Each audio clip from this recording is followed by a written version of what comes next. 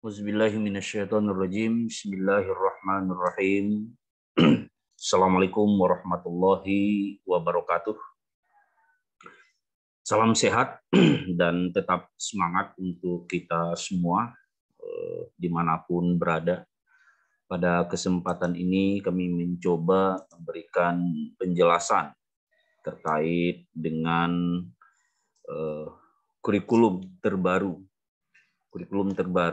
yang diluncurkan oleh Kementerian Pendidikan, Kebudayaan, Riset, dan Teknologi pada tahun 2022 ini, yaitu kebijakan kurikulum untuk membantu pemulihan pembelajaran yang kita kenal dengan kurikulum prototipe atau prototipe.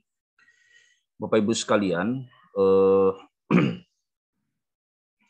nanti agenda di dalam pembahasan ini, pertama sekali ada kebijakan terkait dengan kurikulum. Yang kedua, karakteristik umum kurikulum prototipe. Yang ketiga, karakteristik berjenjang. Yang keempat, manajemen perubahan sampai dengan tahun 2024. Pertama sekali, kebijakan umum. Kebijakan umum itu didasarkan pada bahwa kurikulum prototipe adalah bagian dari upaya sistemik untuk mengatasi krisis belajar. Ini asbabun nuzulnya atau asbabul wurudnya dalam bahasa agamanya. Cikal bakal lahirnya kurikulum dan kebijakan ini dipandang bahwa rendahnya kompetensi dasar dan ketimpangan yang tinggi. Ini di sini bisa dilihat tentang persebaran skor, skor yang diperoleh daripada ujian nasional.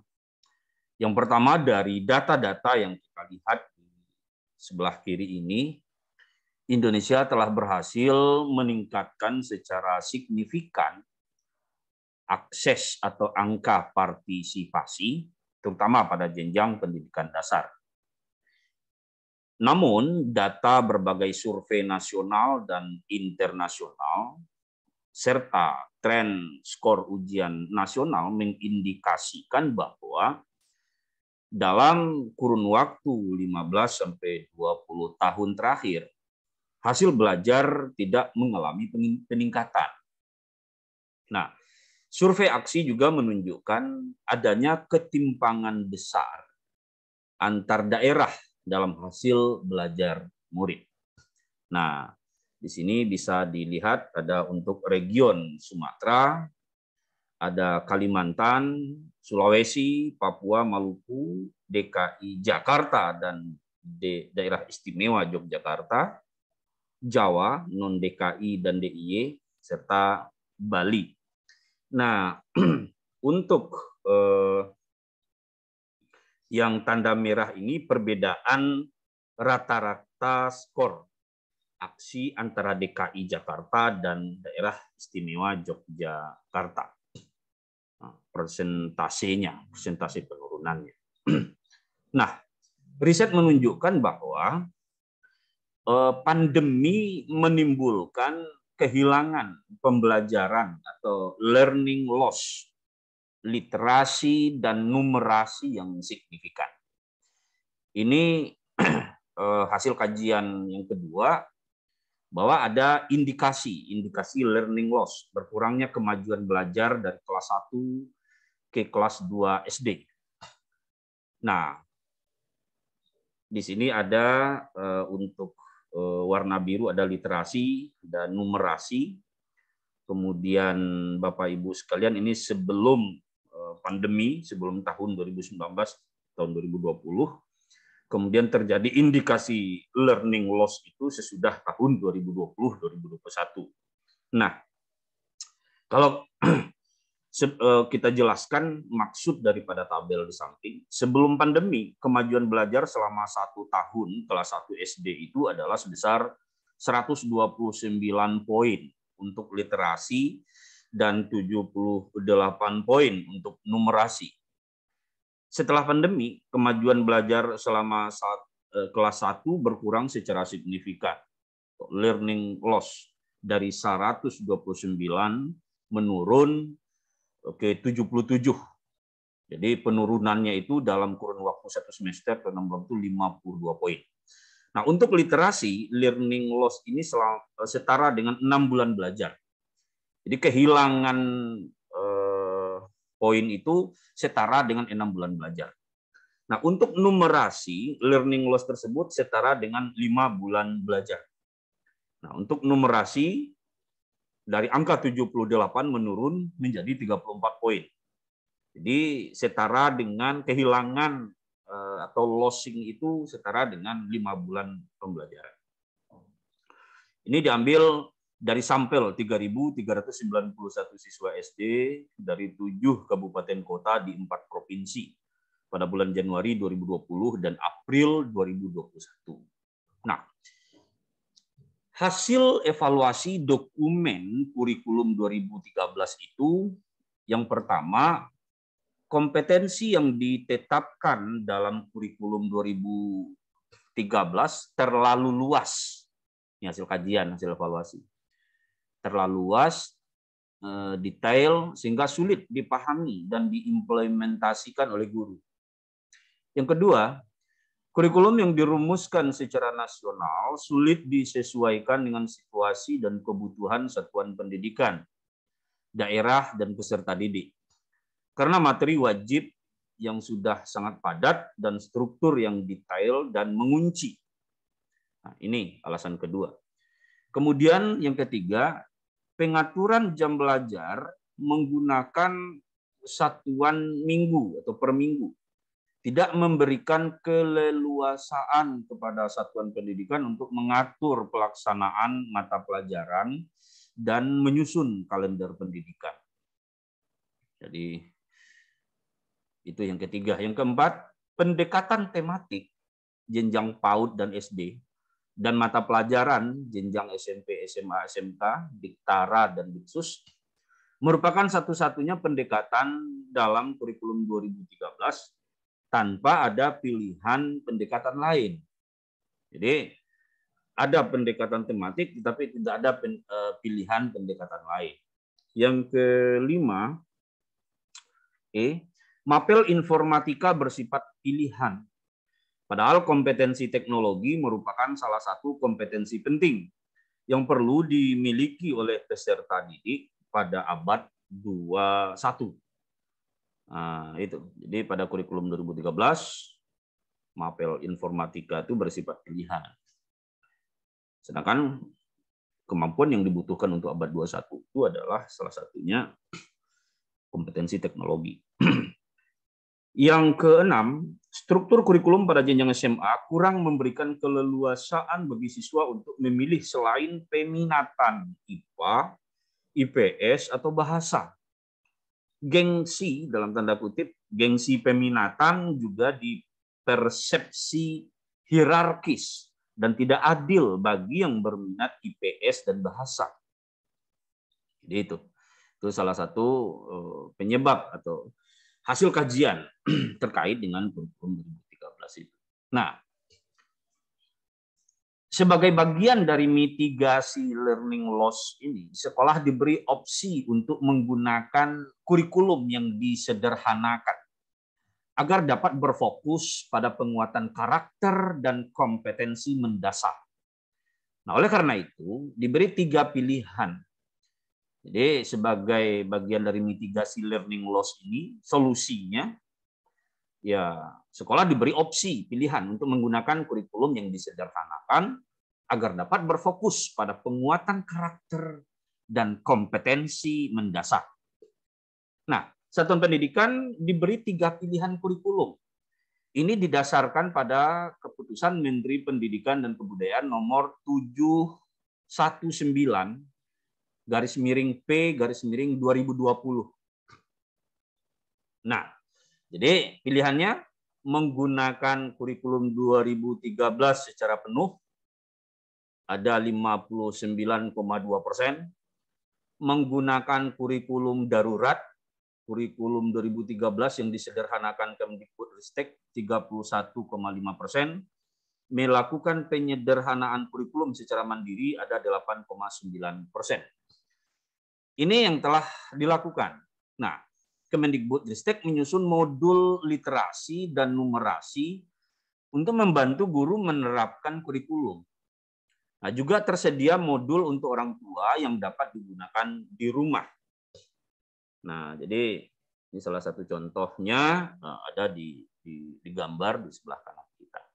Nah, kemudian Bapak Ibu sekalian, siswa pengguna kurikulum darurat mendapat capaian belajar yang lebih baik daripada pengguna kurikulum 2013 secara penuh, terlepas dari latar belakang sosioekonominya.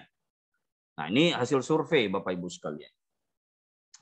Survei pada 18.370 siswa kelas 1 sampai kelas 3 SD di 612 sekolah di 20 kabupaten kota dari 8 provinsi yang dimulai dari April sampai Mei tahun 2021 menunjukkan perbedaan hasil belajar yang signifikan antara kurikulum 2013 dan kurikulum darurat.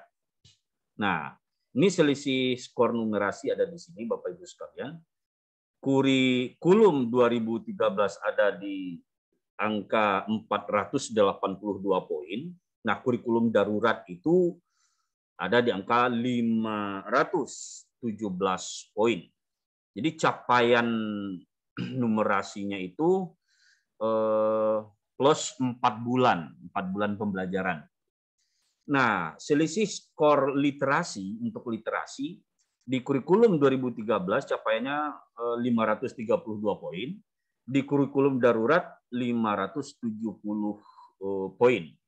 Jadi capaian plusnya itu lebih kurang 4 bulan pelajaran. Nah, bila kenaikan hasil belajar itu direfleksikan ke proyeksi learning loss, numerasi dan literasi, penggunaan kurikulum darurat dapat mengurangi dampak pandemi sebesar 73% untuk literasi dan 86% untuk numerasi.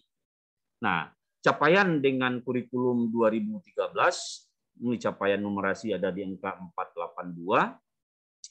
Untuk di literasi, capaian dengan kurikulum 2013 ada di 532. Nah, capaian di kurikulum darurat di angka mencapai untuk numerasi itu di 517 poin. Jadi kemudian lagi capaian dengan kurikulum darurat 570 poin untuk capaian literasi. Nah, jadi kesimpulannya proyeksi capaian jika tidak ada learning loss sebenarnya 522 poin. Nah, proyeksi capaian jika tidak ada learning loss itu 583 poin, angka idealnya. Jadi bahwa capaian kurikulum darurat itu mendekati capaian ideal ini 517, 522.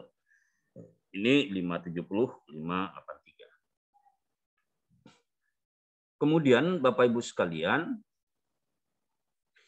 numerasi manfaat penggunaan kurikulum darurat lebih besar pada siswa dari kelompok rentan. Nah, jadi ini hasil penelitian juga literasi ibu. Siswa dengan ibu yang tidak bisa membaca. Nah, kurikulum 2013 itu yang menggunakan kurikulum 2013 itu capaiannya 384 poin. Nah, kurikulum darurat itu 448 poin. Sama dengan belajar 8 bulan. Siswa dengan ibu yang bisa membaca, kurikulum 2013 itu 495 poin. Nah, kurikulum darurat itu di angka 522 poin. Jadi sama dengan plus 4 bulan pembelajaran. Nah, ini literasi ibu. Buku teks di rumah bisa kita lihat di angka ini. Siswa yang tidak memiliki buku teks Kalau di kurikulum 2013 capaiannya 402 poin, kurikulum darurat 452 poin. Jadi kurang 6 bulan pembelajaran. Siswa yang memiliki buku teks di rumah, capaian pembelajarannya 496 poin untuk di kurikulum 2013. Nah, kurikulum darurat itu 522 poin. Jadi plus 4 bulan pembelajaran. Nah, wilayah tempat tinggal. Siswa di wilayah tertinggal di kurikulum 2013 itu capaiannya 399 poin. Nah, kurikulum darurat 450 poin. Setara dengan 6 bulan. Lebih daripada 6 bulan pembelajaran. Siswa di wilayah maju, kurikulum 2013 itu perolehan poinnya 496. Nah, dengan kurikulum darurat 521 poin, setara dengan 3 bulan PBM. Nah, ini berdasarkan hasil survei inovasi dan Puslitjak terhadap 18.370 siswa kelas 1 sampai kelas 3 SD di 612 sekolah di 20 kabupaten kota dari 8 provinsi dari bulan April sampai bulan Mei 2021. Nah, di kelompok literasi bisa dilihat di sini manfaat kurikulum darurat lebih besar pada siswa dari kelompok rentan. Manfaat penggunaan kurikulum darurat. Nah, literasi ibu, buku teks, wilayah tempat tinggal. Nah, singkatnya saja kita jelaskan di sini bahwa angka-angka ini menunjukkan bahwa pemanfaatan kurikulum darurat itu perolehan poinnya lebih tinggi dibandingkan dengan penggunaan kurikulum 2013 berdasarkan hasil survei ini. Seperti di sini literasi ibu, kalau kurikulum 2013 di angka 424, kurikulum darurat itu 480 dan seterusnya. Begitu seterusnya dengan penyetaraan pembelajarannya. Ini indikatornya siswa dengan ibu yang tidak bisa membaca, siswa dengan ibu yang bisa membaca. Nah, kita lanjut. Nah, kurikulum darurat efektif memitigasi learning loss. Jadi kurikulum darurat itu efektif memitigasi learning loss karena membantu guru untuk fokus pada materi esensial dan menerapkan pembelajaran yang lebih mendalam untuk mengembangkan karakter dan kompetensi dasar. Nah, penyederhanaan tergambar pada jumlah kompetensi mata pelajaran bahasa Indonesia yang mengalami penurunan antara 42% SMA peminatan sampai 68% untuk tingkat SMP. Nah, jadi penurunan ini bisa kita lihat di sini di kurikulum 2013 itu dan kurikulum yang disederhanakan bisa dilihat di sini di tabel seperti ini.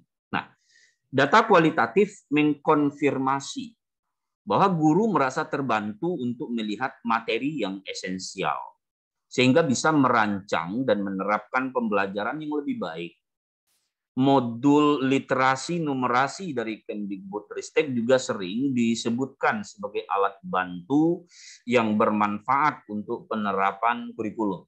Nah, ini salah satu testimoni Tuti Arbatia, guru kelas 3 SDN 002 Malinau Kota. Selama ini saya kebingungan di saat pandemi. Kurikulum masa pandemi ini sangat membantu karena kompetensi esensial sudah ditentukan, modul juga sudah disiapkan dan bisa digunakan oleh sekolah.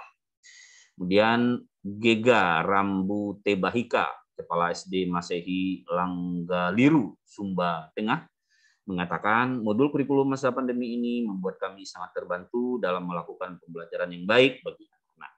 Nah, kemudian Bapak Ibu sekalian, pengembangan dan penetapan kurikulum prototipe sebagai kebijakan nasional dilakukan secara bertahap untuk memastikan bahwa desainnya sudah tepat untuk mendorong transformasi pembelajaran di sekolah dan daerah yang beragam. Jadi solusi daripada persoalan-persoalan tadi diluncurkanlah kurikulum prototipe. prototipe tulisan prototype. Nah, jadi pra-pandemi itu dipakai kurikulum 2013. Di saat pandemi ada kurikulum 2013 dan kurikulum darurat. Kurikulum 2013 yang disederhanakan. Kurikulum darurat itu adalah kurikulum 2013 yang disederhanakan.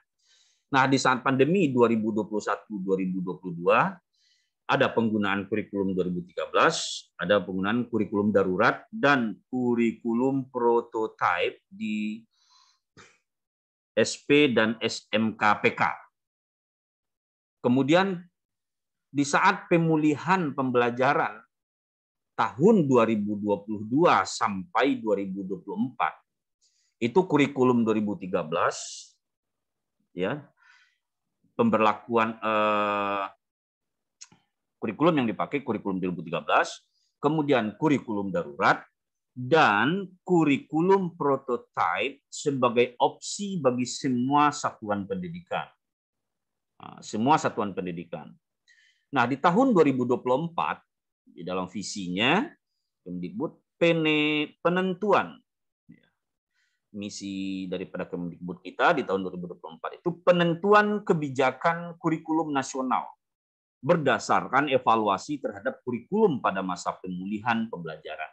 Nah, berdasarkan pelaksanaan ini di masa pemulihan itu dari tahun 2022 sampai 2024 diberlakukan kurikulum 2013, kurikulum darurat dan kurikulum prototype. Nanti penentuannya nanti mana yang akan dipakai di tahun 2024 ini. Jadi Bapak Ibu sekalian, teman-teman sekalian, rentang waktu 2022 sampai 2024 itu ini yang akan diberlakukan. Kemudian kita akan lihat seperti apa karakteristik kurikulum prototype. Nah, benang merah pengembangan kurikulum. Kurikulum prototype melanjutkan arah pengembangan kurikulum sebelumnya. Satu, orientasi holistik. Kurikulum dirancang untuk mengembangkan murid secara holistik, mencakup kecakapan akademis dan non-akademis, kompetensi kognitif, sosial, emosional, dan spiritual. Yang kedua, berbasis kompetensi, bukan konten. Kurikulum berbasis kompetensi, bukan konten. Kurikulum dirancang berdasarkan kompetensi yang ingin dikembangkan, bukan berdasarkan konten atau materi tertentu. Kemudian yang ketiga, kontekstualisasi dan personalisasi.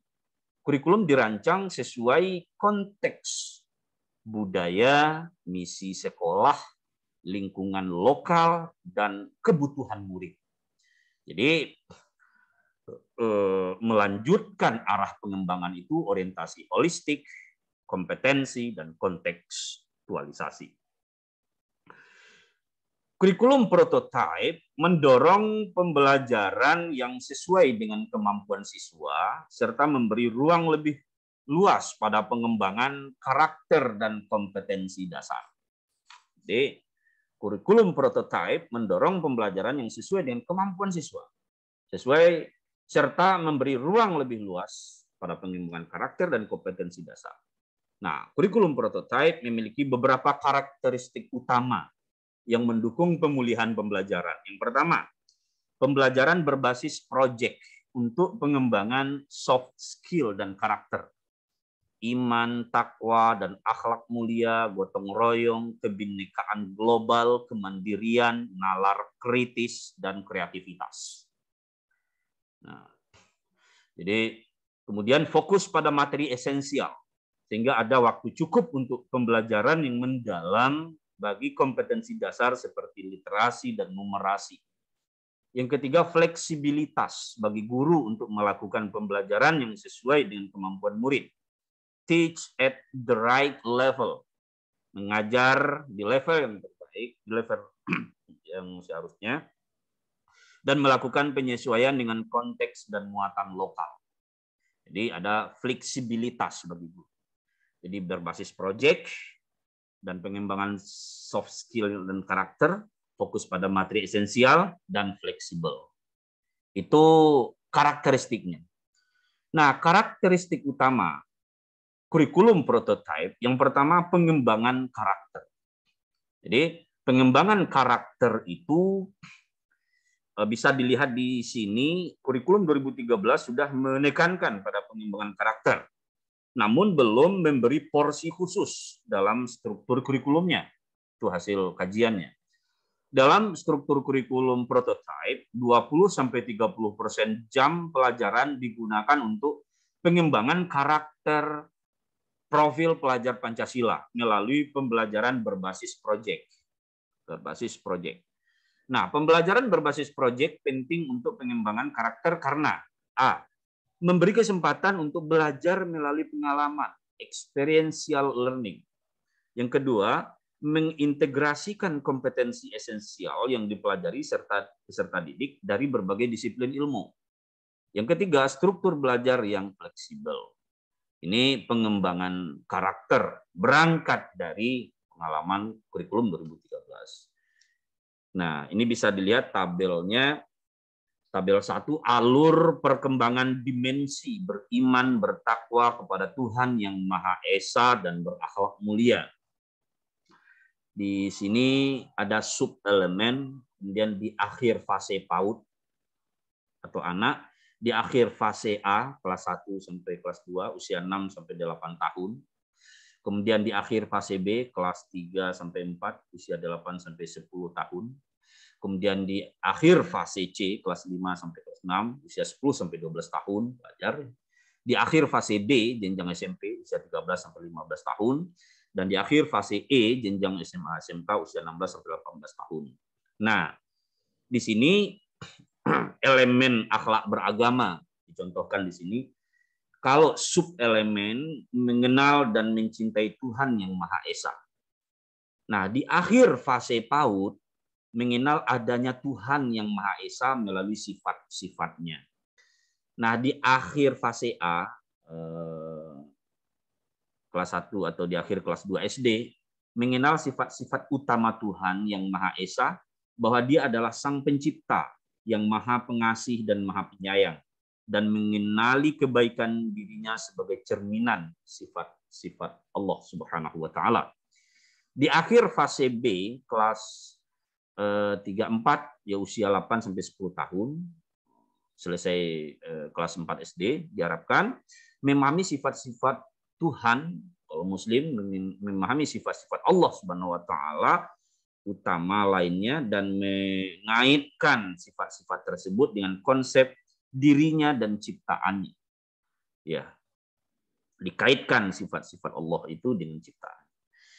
Kemudian di akhir kelas 6, target capaiannya memahami berbagai kualitas atau sifat-sifat Tuhan yang Maha Esa yang diutarakan dalam kitab suci agama masing-masing, dan menghubungkan kualitas-kualitas positif Tuhan dengan sikap pribadinya, serta meyakini firman Allah sebagai kebenaran. Jadi firman Allah Subhanahu wa Ta'ala itu sebagai sesuatu yang benar, kemudian menghubungkan kualitas-kualitas positif dengan sikap kepribadiannya. Di akhir kelas 3 SMP, memahami kehadiran Allah Subhanahu wa Ta'ala dalam kehidupan sehari-hari, serta mengaitkan pemahamannya tentang kualitas atau sifat-sifat Allah dengan konsep peran manusia di bumi sebagai makhluk Allah yang bertanggung jawab. Dan di akhir masa sekolah tingkat SMA SMK itu, yang ditargetkan di materi mengenal dan mencintai Allah yang Maha Esa itu adalah menerapkan pemahamannya tentang kualitas atau sifat-sifat Allah dalam ritual ibadahnya, baik ibadah yang bersifat personal maupun sosial. Nah, itu dia terkait dengan dimensi beriman bertakwa di sub-elemen mengenal dan mencintai Allah, Tuhan yang Maha Esa, dan seterusnya. Ini contoh pembelajaran berbasis proyek. Tahapan proyek, konflik bikin kita makin dewasa. Nah, ini. Jadi Ada 45 sampai 60 jam pembelajaran. Pengenalan feel, itu games, tali, dan otot, 3 JP. Pemetaan, kemudian yang kedua, menelusuri konflik dalam artikel. Mengumpulkan data observasi, menyimpulkan definisi dan faktor penyebab konflik. Sampai nanti di bagian evaluasi dan refleksi. Jadi ada pengenalan, ada pemetaan masalah, imagine, ada aksi, do, ada evaluasi dan refleksi, share. Ada feel, ada imagine, ya. Pemetaan masalah, ada do, ada share. Nah, jadi di tahap evaluasi dan refleksi, nanti share day. Ada konflik bikin kita makin dewasa. Itu judulnya 6 JPL. Ada assessment. Kemudian juga yang poin ke-15 juga ada assessment. Nah, ini kira-kira contoh pembelajaran berbasis project dengan apa namanya itu, ada tahapan-tahapan yang dilalui. Ada tahap pengenalan 1, 2, 3, 4. Ada pemetaan masalah 5, 6, 7, 8 dan seterusnya. Karakteristik utama kurikulum prototype yang kedua, fokus pada materi esensial. Nah, fokus pada materi esensial, pembelajaran yang mendalam, diskusi, kerja kelompok, pembelajaran berbasis problem dan proyek dan lain-lain perlu waktu. Kemudian, materi yang terlalu padat akan mendorong guru untuk menggunakan ceramah satu arah, one-way communication, atau metode lain yang efisien dalam mengajar, ketuntasan penyampaian materi. Nah, kurikulum prototype berfokus pada materi esensial di tiap mata pelajaran untuk memberi ruang atau waktu bagi pengembangan kompetensi, terutama kompetensi mendasar seperti literasi dan numerasi secara lebih mendalam. Nah, ini fokus pada materi esensial di karakteristiknya. Nah, melanjutkan prinsip penyederhanaan. Kurikulum prototype juga lebih berfokus pada materi esensial di tiap mata pelajaran. Nah, ini hasil survei juga perbandingan jumlah kompetensi K13 dan kurikulum prototype. Contoh 3 mapel di SD, SMP, dan SMA. Rata-rata jumlah KD kurikulum 2013 dan rata-rata jumlah capaian pelajaran kurikulum prototype. Nah, kemudian berikut ilustrasi. Rata-rata jumlah kompetensi kurikulum prototype untuk mata pelajaran bahasa Indonesia mengalami pengurangan 57% dari rata-rata jumlah KD kurikulum 2013. Rata-rata jumlah kompetensi kurikulum prototipe untuk mata pelajaran matematika mengalami pengurangan 28% dari rata-rata jumlah KD kurikulum 2013. Nah, rata-rata jumlah kompetensi kurikulum prototipe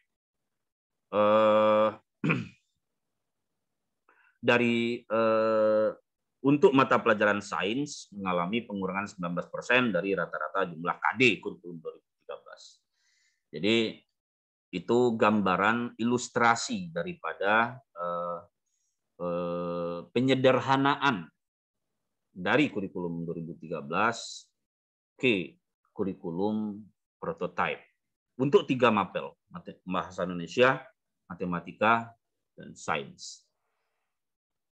Nah, untuk sementara itu dulu, nanti kita akan lanjutkan pada sesi berikutnya.